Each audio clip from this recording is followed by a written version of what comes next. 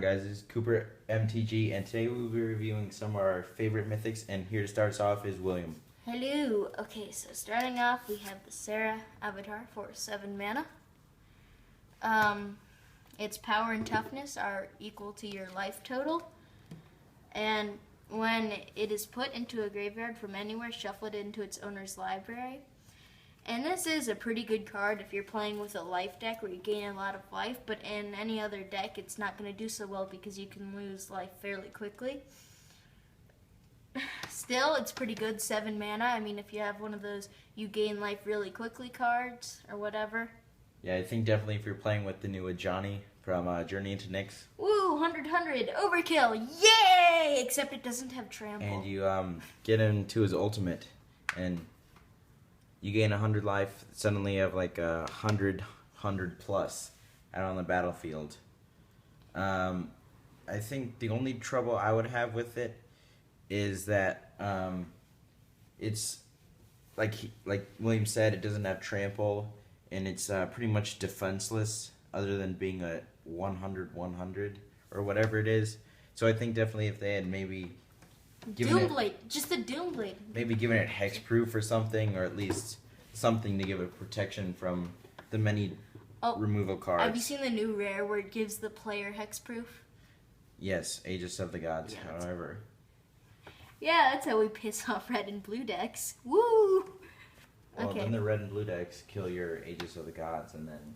Darn it. Right. Because he doesn't have hexproof. It would be... sorry, getting off topic. Moving on. Elspeth, Knight Errant. This is from the dual decks from Elspeth versus Tezzeret. And I actually bought this card in Holland, while I was in Holland. So yeah, just a fun fact there. He went to Holland. No one cares. Okay, that laugh was a little girly, sorry. Okay, so it's 4 mana. And its +1 is put a 1/1 white soldier creature token onto the battlefield. And its other +1 is target creature gains +3 and flying until end of turn. And its -8 is you get an emblem with artifact, creatures, enchantments, and lands you control are indestructible. And it's shiny, which is always good. And I think this card is better than Avacyn. I know my compadre disagrees. Yeah, definitely, because it doesn't actually make her indestructible with the emblem. Yeah. And also, the +1 ability, just to put 1/1 white soldier onto the battlefield, while the Elspeth from Theros puts 3 onto the battlefield. Definitely not as cool, but unfortunately we do not have the Elspeth from Theros. But we are really looking forward to getting our hands on one. Because we're going to buy Theros packs and Dad will let us. Shh, totally. Oh man, I just said that out loud. Oh no. Now I seem like a double loser. Don't worry about it. Okay. Sorry about that. So, our next card is Archangel's Light. We have 2 of them. It's a sorcery. There you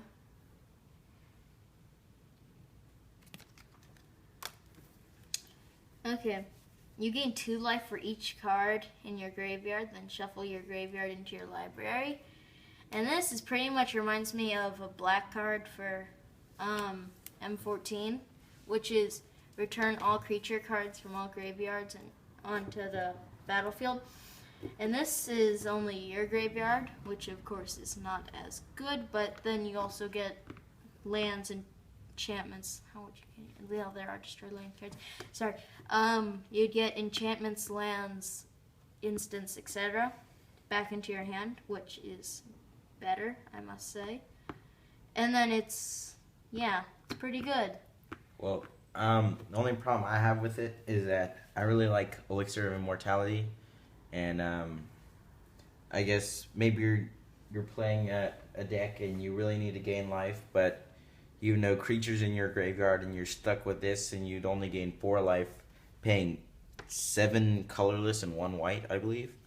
Or you could just, I believe, total of 3 mana to gain 5 life from Elixir of Immortality. Or the new thing in Journey into Nyx and Theros and stuff. There is the thing where you sacrifice it and you gain 7 life, but that's 5 mana instead of 3. Font of Iris. Font of Ire, yeah, whatever. I think that's the blue one. Okay, moving on. We have our Sun Titan here. This is foil. I believe it's from Heroes vs. Monsters Premium Deck Series or something. Dual decks. It's 6 mana. Is it a 6/6? It is a 6/6, and Okay. when it enters the battlefield or attacks, you may return target permanent card with converted mana cost 3 or less from your graveyard to the battlefield, which is pretty good if you're playing a lot of small creatures. But I think that definitely when I play white, I have small creatures to start off, but my heavy hitters are definitely the bigger creatures. However, I do think that, say you're comboing this with Sarah Avatar, you have a lot of small creatures in your graveyard, and say you have like a Soul Warden on the battlefield, which lets you gain a life every time a creature enters the battlefield. This could definitely be used in a combo with that. Yeah, definitely. I have no idea what a Soul Warden is. I don't know what he's talking about here.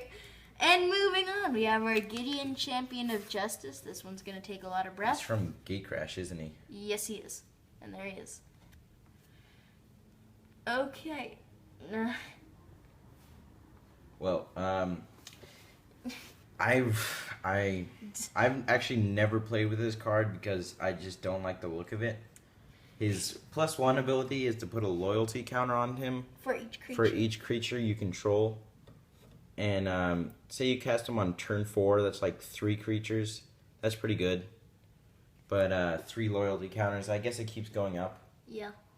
But then his 0 ability is to, until end of turn, Gideon, Champion of Justice, becomes an indestructible human soldier creature with power and toughness, each equal to the number of loyalty counters on him.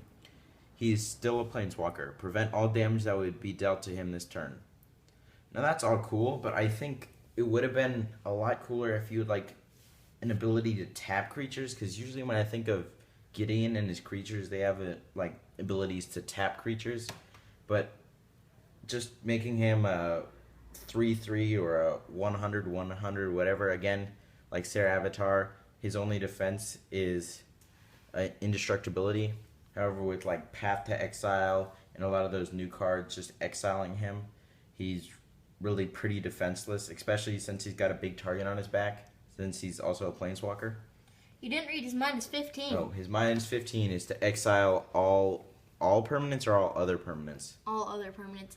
Because we all know we want to spend our time waiting like 15 turns to exile all other permanents. Well, actually, it would be 15 turns. no, it would be 11 because he starts with 4 loyalty counters. But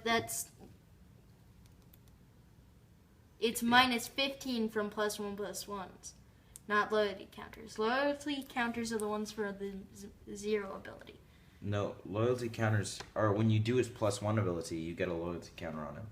Yes, you get 4 loyalty. Well, you get however many creatures there are, you get a loyalty counter. So theoretically, you could get to his ultimate a lot faster than other planeswalkers. But definitely, if you're playing a slow deck, it'll be a real pain to work up to that ultimate.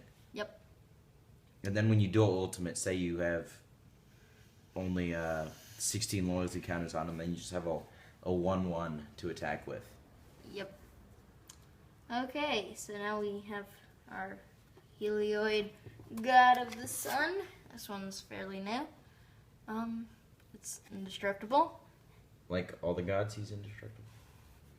Apparently it was the main god for Theros. He's supposed to be like the most powerful or something, like. Except he like sold for the least amount of money. Yeah. Everybody's like, we want Nylea or Thassa or whatever. No one wants Helioid. He's indestructible, and as long as your devotion to white is less than 5, he isn't a creature.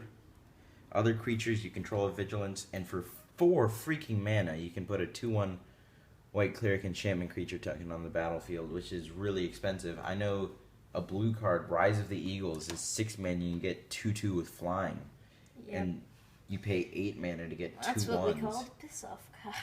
Yeah, it's kind of ridiculous, which I think is why it lost some value. Maybe if it were 2 mana, which would be much better. I think it would get more play. The white and red card, that's one of my favorites. That one's like, your creatures can't die when they're attacking.